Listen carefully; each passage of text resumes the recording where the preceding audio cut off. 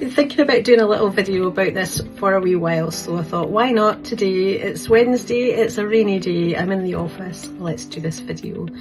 So really it's just about how before I became a celebrant I would absolutely not talk about funerals. It felt like it's a bit of a taboo subject, your plans for when you pass, how you would like your funeral to be.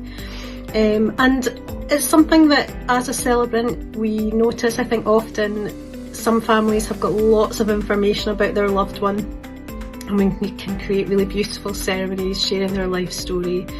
And for some other family members it can be quite difficult to gather lots of information. There could be big gaps in the timeline, and just with different stages in life, bits of information are missing.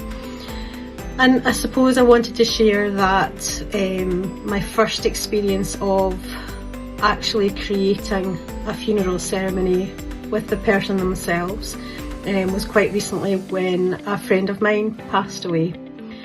And you know, at first, yeah, you can imagine quite challenging listening to a life story when you know your friend is going to pass away. But what an absolute privilege that was, and such a different way of looking at it.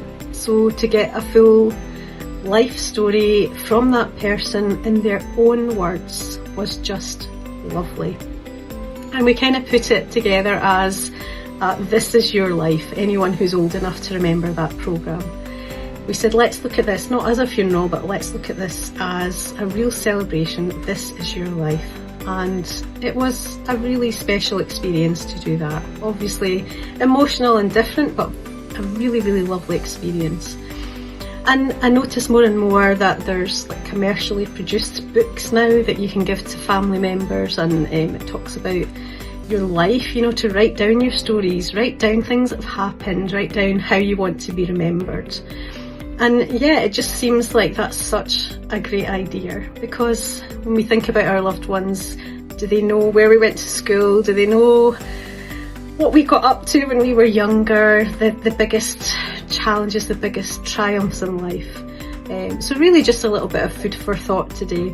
It can still be a difficult topic to discuss, talking about funerals and your plans, but with all these lovely books, or even just a blank notepad available, maybe it is worthwhile just jotting down a little bit of our life story and looking at it as this is your life. So I'd love to hear your thoughts on this. It's certainly something I'm going to start jotting down now, because my kids don't know the half of my story. They think I only existed for them, so just something to think about. Let me know what you think.